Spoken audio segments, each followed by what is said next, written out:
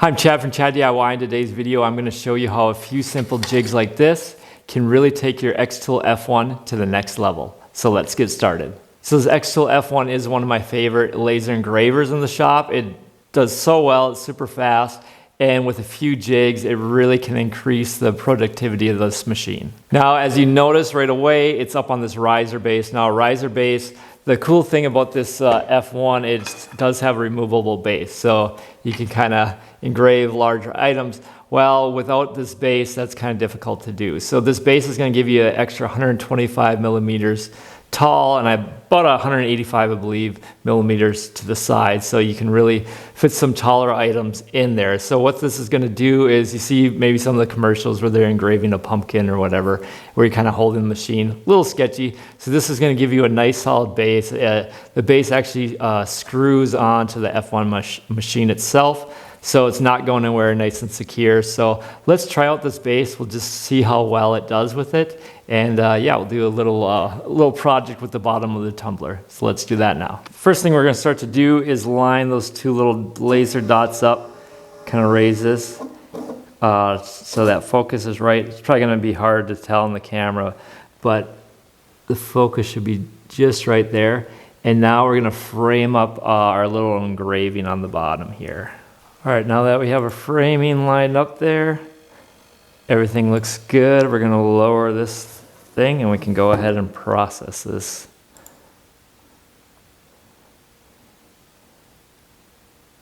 We'll start, hit the button, and let's go for it.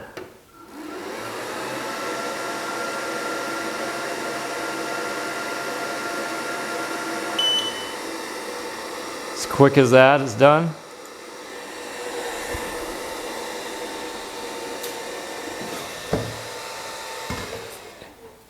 There we have, if you can see it, you got that little owl on the top there. So this is kind of stuff like this, and I know a lot of people, you could do a logo, you could do a name on the bottom there.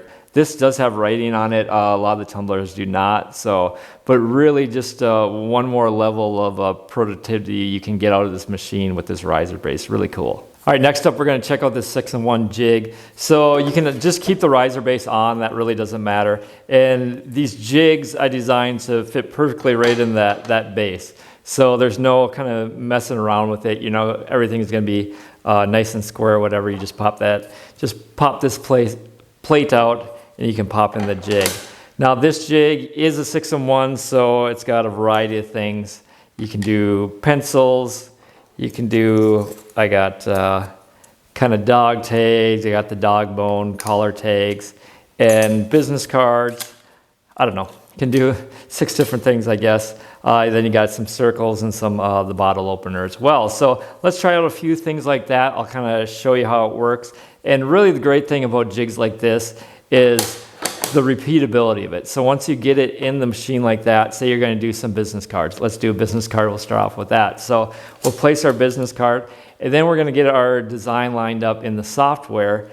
And once we have that in the software, we can run our business card, pop a business card out, pop a new one in, and just repeat over and over. And it really makes it go quick. Now, one of the other jigs I do have is the business cards are a little bigger for this machine, so it's hard to get more than one. So, but I do have with the dog tags and the little bone-shaped dog collar tags, I guess you will. You have a 6-in-1 jig for that, so you can get 6 different items in there. And so, say you're doing batches of them for you want to do a bunch at one time. Now this is really going to speed up the process because you can pop in your jig just like that. You can get 6 of them all lined up, load it up in your software. You run 6. This machine's super fast, so just cruise for that. Load up 6 more, 6 more, 6 more, and you can really batch them out quickly. So yeah, really cool thing about the jigs that compared to what you have with the standard plate. And they do have like an L bracket, but in comparison, when you have that plate, say you're trying to line up a business card, it's really hard to get that really square, even with that L. I mean, the L bracket does help for the repeatability, but if you're doing anything like a pencil, I mean, or multiple pencils, it does make it really difficult to do. So yeah, let's try that that first 6-in-1 jig, kind of go through that, and we'll see how it does. All right, now we'll kind of show you the software side of things. So I just kind of enlarged that owl that we did on that tumbler on the bottom, and then we'll do it on this business card here. So kind of have my settings here. Let's do 60% power, 20% speed, try that out. And xTool is great on their website. They have all of the different materials and the setting recommendations too. So if you're in question, you can always check that out. But we'll frame it here just to make sure it's gonna be on that business card. Looks good. Now we'll go to process. Can lower this lid here. And hit start on the software, start on the side. And there it goes. And I can see the engravings turning out very well. I probably could have gone a little faster on there. Probably should check the material settings first, but overall, these business cards like this are pretty forgiving too. And there you go. Done with that.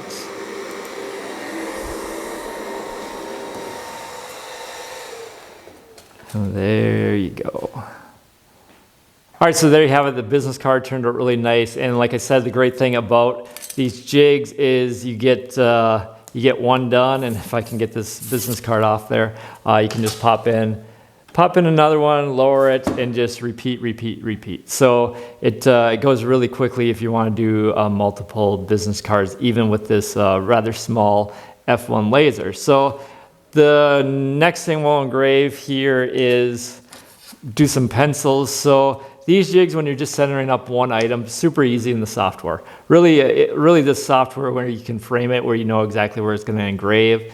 It does make it pretty easy no matter what you're trying to engrave to frame it up, but the center jigs make it really easy. But this 6-in-1 does have, you can do some pencils on the side, but there is a separate dedicated pencil jig I have, so we'll pop that in there. And we'll kind of, you can do 10 pencils at a time, but we can kind of, just for testing purposes, we'll do a couple that aren't next to each other, load them up, and I'll show you how in the software to frame them, and you can kind of just repeat these steps when you're doing the whole jig. And if you decide if you're going to use this a lot, so you can get all 10 pencils lined up, and then you can just save that file. So in the future, when you do want to do 10 pencils, you can just change, you can keep that file all saved up, you know exactly where the pencils are going to be, and then you can just change out the names, I guess. So it makes it kind of easier going in the future, but really lining these pencils up is not going to be a big deal. So let's try out some samples with that, and we'll see how it goes. We'll jump in the software side of things so you can kind of see what I'm doing as well on the software. So let's get started. All right, into the software side of things here, I got my Chad DIY.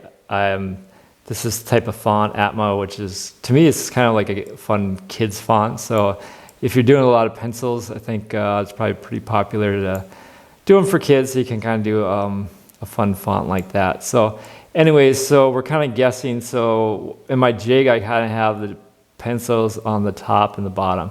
So my settings, I'm going to try 65% power, speed at 260.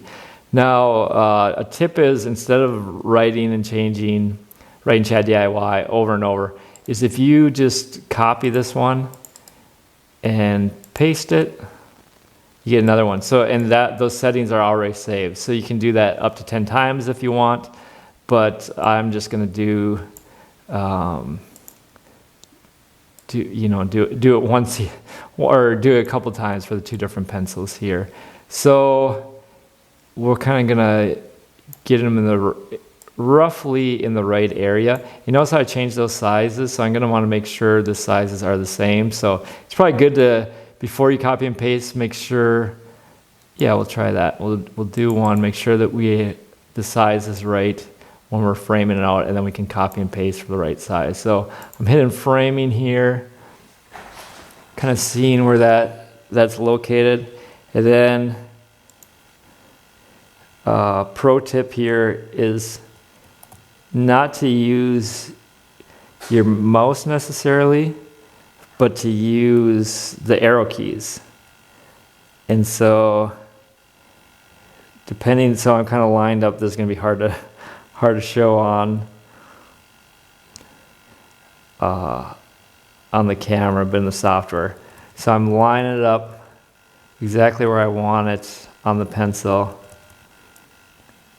All right, and I'm getting really close. So this could take a few minutes if you're doing up to 10 pencils, but once you have it, and so, okay, I'm gonna stop framing. So say I wanted that location for all the pencils. I can just kind of save this file and just swap out the names. Another thing you could try too is you can do, say you want to do a rectangle, kind of just get an idea of where the pencil is, and you could do 10 different rectangles, save that file. And for output of the rectangles, you don't actually want those rectangles to be engraved or anything, so you just go up, you click out the output. So basically, this is just a visual. It's not going to engrave, the software is not going to recognize it. But for this purpose here, we're going to just delete that rectangle.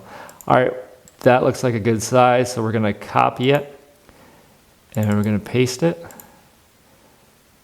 And then this is going to line up nicely. So if we line this up, it's just going to be a matter of how high or low we want this. So we're going to go framing again,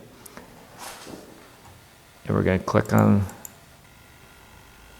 that one, and just like that. All right, so those look good. We're going to stop framing.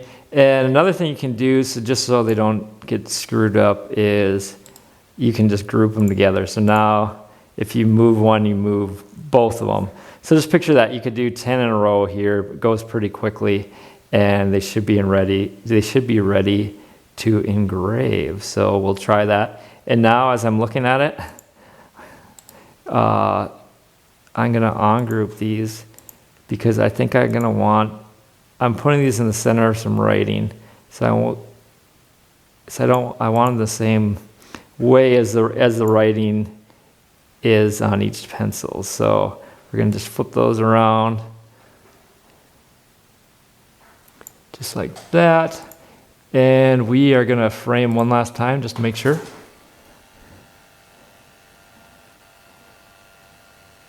And it is looking good. So stop framing. All right, we're going to slide this down, and we are going to engrave them and see how it goes.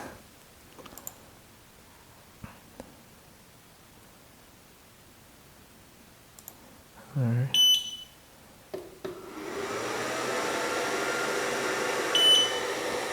And it goes as fast as can be there.